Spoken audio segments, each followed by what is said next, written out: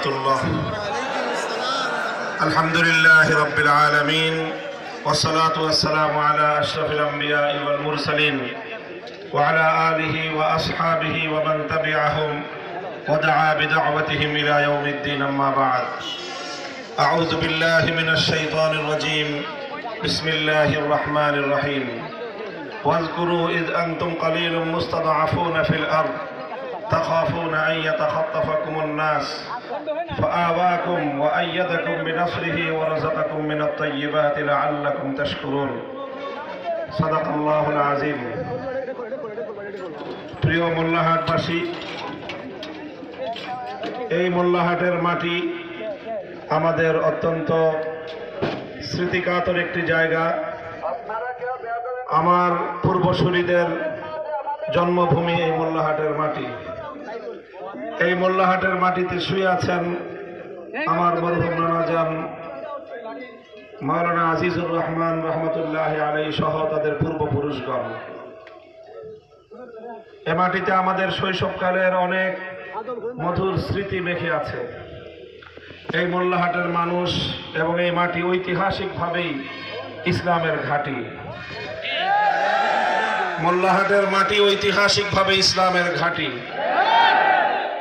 এখান থেকে ইসলামকে, ইসলামের গৌরবকে ধূলিসাৎ করে দেওয়ার জন্য অনেক পায়তারা এবং অনেক ষড়যন্ত্র হয়েছে।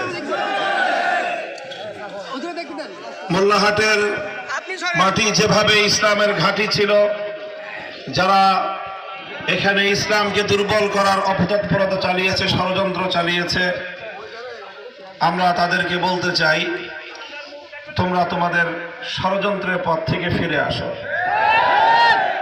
আমি মোল্লাহাটের মানুষের প্রতি আরেকবার কৃতজ্ঞতা প্রকাশ করছি।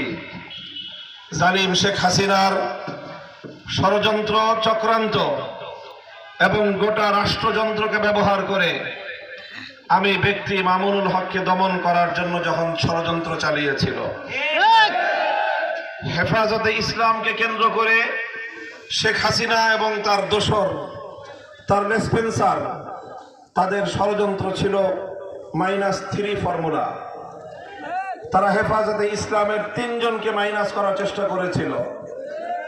প্রথম আমাদের তৎকালীন আমির হেফাজত আল্লামা জুনায়েদ বাবুনগরী। দ্বিতীয় জন ছিলেন আমাদের তৎকালীন হেফাজতে ইসলামের মহাসচিব আল্লামা নূর হোসেন কাসেমি। আর তৃতীয় জন ছিলাম আমি, অধম মামুনুল হক। আমার 2 পূর্বপুরুষ হেফাজতে ইসলামের সেই সময়ের মহাসচিব নূর হোসেন কাসেমি এবং হেফাজতে ইসলামের আমির আল্লামা জুনায়েদ বাবুনগরী রহমতুল্লাহ আলাইকে ষড়যন্ত্রমূলকভাবে রাষ্ট্রীয় কুটিল ষড়যন্ত্রের মাধ্যমে তাদেরকে হত্যা করা হয়েছে বলে আমরা আশঙ্কা করি। আমি আজ মোল্লাহাটের এই মাটি থেকে বর্তমান অন্তর্বর্তীকালীন সরকারের কাছে স্পষ্ট দাবি তুলতে চাই, আল্লামা নূর হোসেন কাসেমি এবং জুনায়েদ বাবুনগরী রাহিমাহুমুল্লাহ, এই 2 মহান ব্যক্তিত্বকে কিভাবে জালিম সরকার, ফ্যাসিবাদী সরকার নিজেদের পথের কাঁটা মনে করে পথ থেকে সরিয়ে দেওয়ার জন্যে দূরভিসন্ধি এঁটেছিল, তদন্তপূর্বক তার প্রকৃত দোষীদেরকে, বিশেষ করে গোয়েন্দা সংস্থার যে সকল কর্মকর্তা কর্মচারীরা এই ষড়যন্ত্রগুলোর সঙ্গে জড়িত ছিল, তাদের মুখোশ উন্মোচন করে বিচারের কাঠগড়ায় দাঁড় করানোর দাবি জানাচ্ছি। তাদের 2 জনকে হত্যা করে আমাকে জনগণ থেকে বিচ্ছিন্ন করার এক ভয়াবহ ষড়যন্ত্রের ফাঁদ পেতেছিল তারা। বাংলাদেশের রাষ্ট্রীয় সমস্ত গোয়েন্দা সংস্থাগুলো, যাদের দায়িত্ব ছিল রাষ্ট্রের নিরাপত্তায় নিয়োজিত থাকা, দেশের অখণ্ডতা রক্ষা করা, দেশ বিরোধী সকল ষড়যন্ত্রের বিরুদ্ধে রাষ্ট্র সরকারকে তথ্য দিয়ে সহযোগিতা করা, সেই হাজার হাজার কোটি টাকা দিয়ে যেই গোয়েন্দা সংস্থাগুলোকে লালন পালন করা হয় দেশের স্বার্থে, সেই গোয়েন্দা সংস্থাগুলোকে শেখ হাসিনা নিয়োগ করেছিল মামুনুল হকের বিরুদ্ধে। তারা ষড়যন্ত্রে জাল পেতেছিল, আমাকে জনগণ থেকে বিচ্ছিন্ন করার পায়তারা চালিয়েছিল, আমাকে গ্রেফতার করে বন্দী করেছিল। সেই সময়ে ভীতিকর সেই পরিবেশে কোভিডের নাম দিয়ে, করোনার নাম দিয়ে গোটা বাংলাদেশকে অচল করে, আমাকে গ্রেফতার করে, হেফাজতে ইসলামের নেতা কর্মীদেরকে বন্দী করে ইসলামকে জেলে পুরে রাখার পায়তারা চালিয়েছিল। সেই সময়ে অবরুদ্ধ সেই বাংলাদেশে, ভীতিকর সেই পরিবেশে অনেক জায়গায় আমাদের ভাইয়েরা, ইসলাম প্রিয় জনতা শেখ হাসিনার দুর্বৃত্ত সেই প্রতিরোধ ব্যবস্থাকে ভেঙে রাজপথে নেমে এসেছিল। সালাম জানাই সেদিনের মোল্লাহাটের সেই বীর জনতাকে, যারা এই শেখ হাসিনার ফ্যাসিবাদী আচরণের মোকাবেলায় রাজপথে নেমেছিল। তাদের জালেম অত্যাচারী প্রশাসনের গুলির মুখেও তারা পিছু হটে নাই, তারা তাদের প্রতিবাদ অব্যাহত রেখেছিল।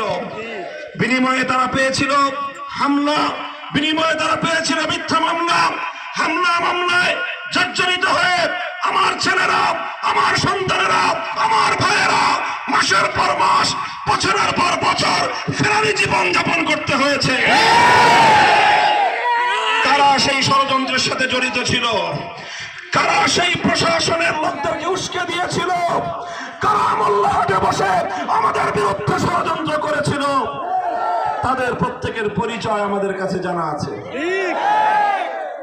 তবে আমরা প্রতিশোধের রাজনীতি করি নাই, করব না। প্রতিশোধের রাজনীতি ছিল শেখ হাসিনার রাজনীতি। শেখ হাসিনা 50 বছর ধরে 1975-এর 15ই আগস্ট থেকে 2024 সালের 5ই আগস্ট পর্যন্ত শেখ হাসিনা যেই রাজনীতি করেছে, সেই রাজনীতির প্রধান বৈশিষ্ট্য ছিল সে বাংলাদেশের মানুষের থেকে তার পিতৃ হত্যার প্রতিশোধ গ্রহণ করার রাজনীতি করেছে। সে বিভাজনের রাজনীতি করেছে। বাংলাদেশের মানুষকে দুই ভাগে ভাগ করে গোটা বাংলাদেশের মানুষের বিরুদ্ধে প্রতিশোধ গ্রহণ করার জন্য শেখ হাসিনা তার আওয়ামী লীগকে নতুন করে সাজিয়েছিল। আর এইভাবেই গোটা বাংলাদেশকে একটি তলাবিহীন ঝুড়িতে পরিণত করে একটি পরনির্ভর দেশ এবং জাতি হিসেবে গঠন করেছিল শেখ হাসিনা। চেয়েছিল এই দেশটাকে আরেকটা দেশের অঙ্গরাজ্যে পরিণত করতে। এই জন্য সেই দেশে গিয়ে কপালের মধ্যে তিলক পরে মুখ্যমন্ত্রীর পরিচয় নিয়ে তিলকওয়ালী মুখ্যমন্ত্রী হয়ে বাংলাদেশে ফিরে এসেছিল। বাংলাদেশের মানুষ সেদিন পরিষ্কার বলে দিয়েছিল, বাংলাদেশের মানুষ তাদের ক্ষমতার মসনদে স্বাধীন প্রধানমন্ত্রী দেখতে চায়। তিলকওয়ালী কোন মুখ্যমন্ত্রীকে বাংলাদেশের মানুষ বরদাস্ত করে না।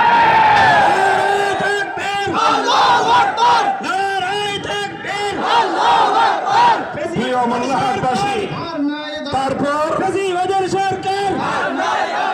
প্রিয় দেশবাসী, মোল্লাহাটের এলাকাবাসী, তারপর পর্যায়ক্রমে এদেশের মানুষ বহু রক্ত দিয়েছে, অনেক ঘাম ঝরিয়েছে, অনেক মা তার সন্তানকে হারিয়েছে, অনেক বাবা দিনের পর দিন লাশ ঘর থেকে বাংলাদেশের বিভিন্ন হাসপাতালগুলোর মর্গে মর্গে ঘুরেছে তাদের সন্তানের লাশ সন্ধানে। বহু ভাই, বহু বোন নিজের ভাইদেরকে হারিয়ে পাগল পারা, অনেক সন্তান এখনো পর্যন্ত ঘরে ঘরে দিন গুজরান করছে। তার হারিয়ে যাওয়া বাবা আবার তার কাছে ফিরে আসবে, আবার সন্তানকে কোলে তুলে নিবে।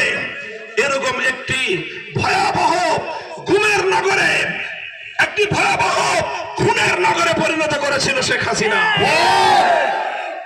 যা তার প্রাপ্য ছিল সেটা সে পেয়েছে, তবে হিসাব শেষ হয় নাই। হিসাব শেষ হয় নাই। শেখ হাসিনার বানানো আন্তর্জাতিক অপরাধ ট্রাইব্যুনালে ইনশাআল্লাহ শেখ হাসিনার বিচার হবে। ইনশাআল্লাহ প্রতিটি হত্যাকাণ্ডের বিচার হবে, প্রতি মায়ের প্রতি ফোঁটা অশ্রুর প্রতিশোধ গ্রহণ করা হবে।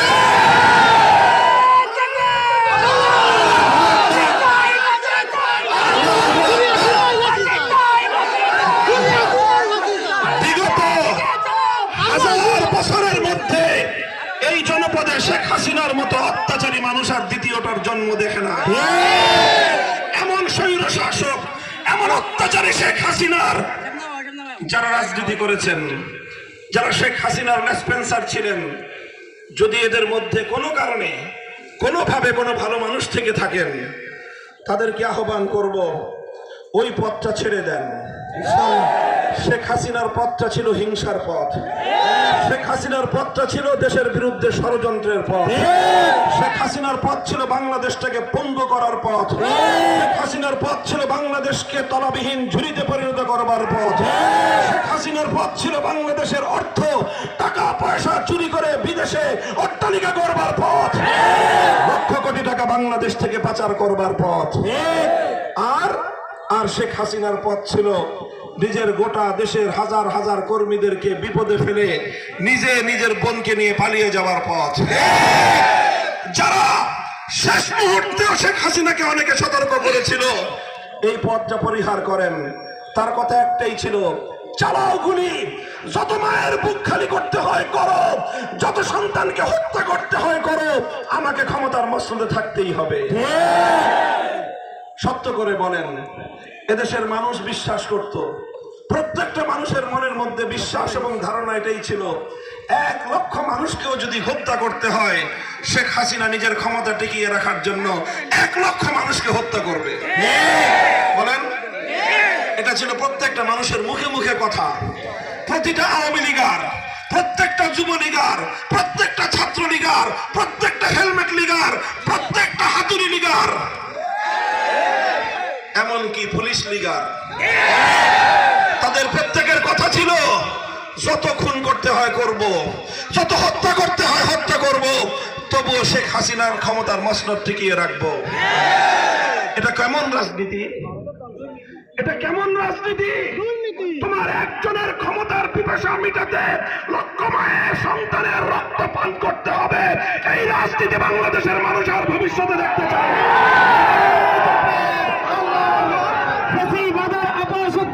এই বাংলায় চলবে না, অপশক্তি ফ্যাসিবাদের অপশক্তি এই বাংলায় চলবে না।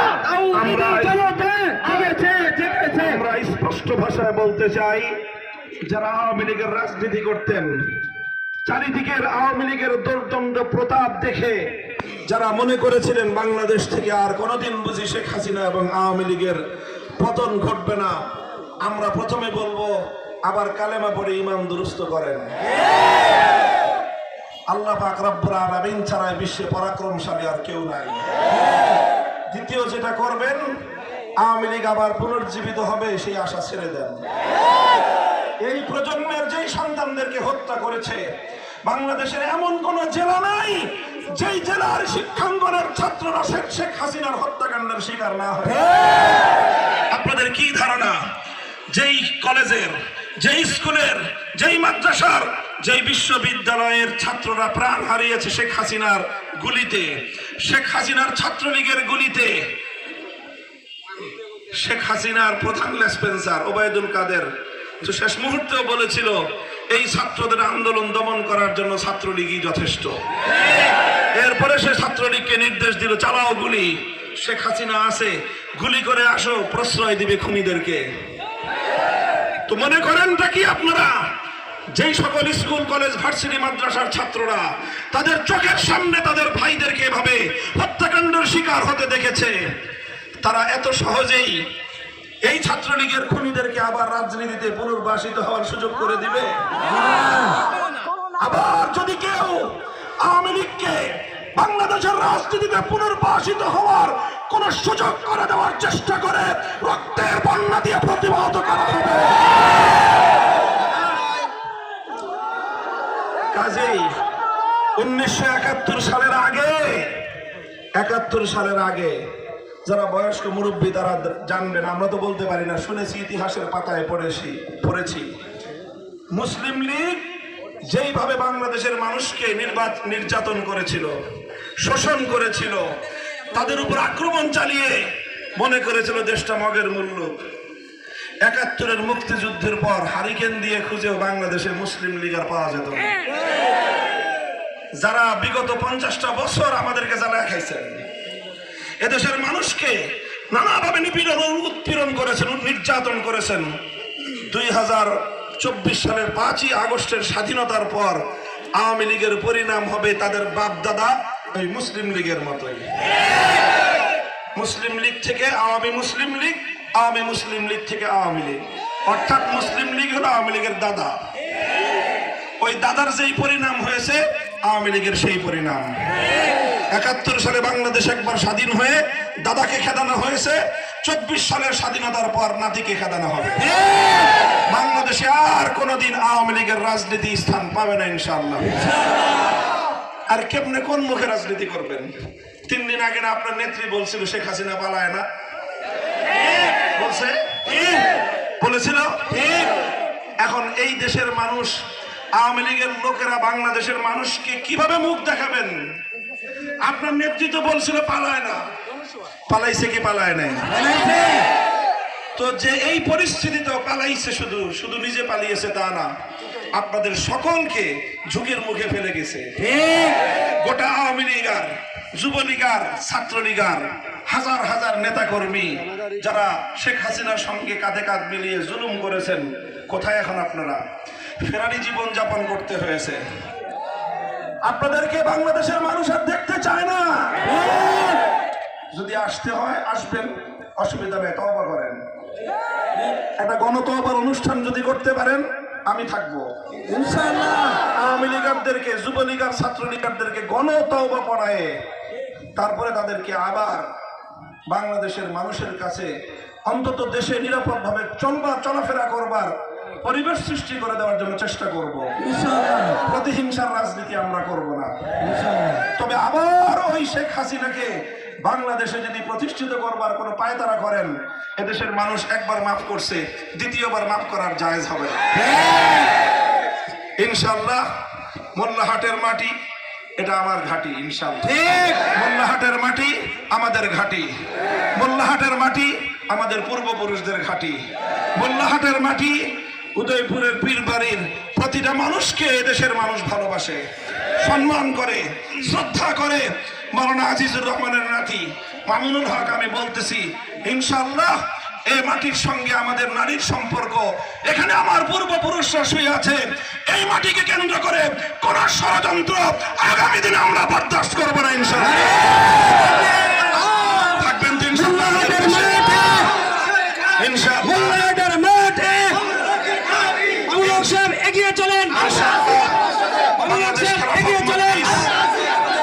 বাংলাদেশ খেলাফত মজলিস এর হাতকে শক্তিশালী করেন।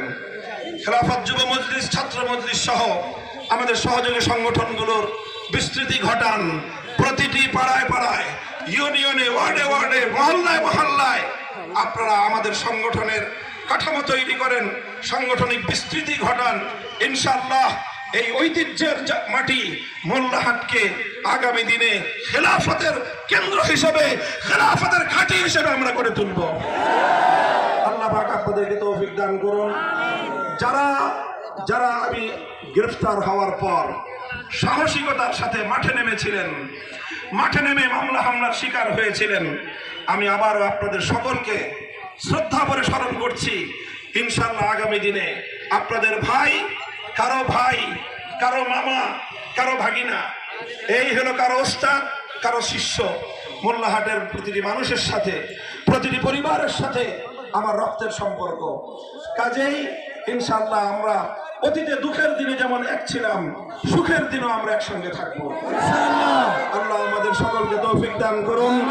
নাসরুম মিনাল্লাহি ওয়া ফাতহুন করিব। বাংলাদেশ জিন্দাবাদ, বাংলাদেশ খেলাফত মজলিস জিন্দাবাদ। আসসালামু আলাইকুম ওয়া রাহমাতুল্লাহ।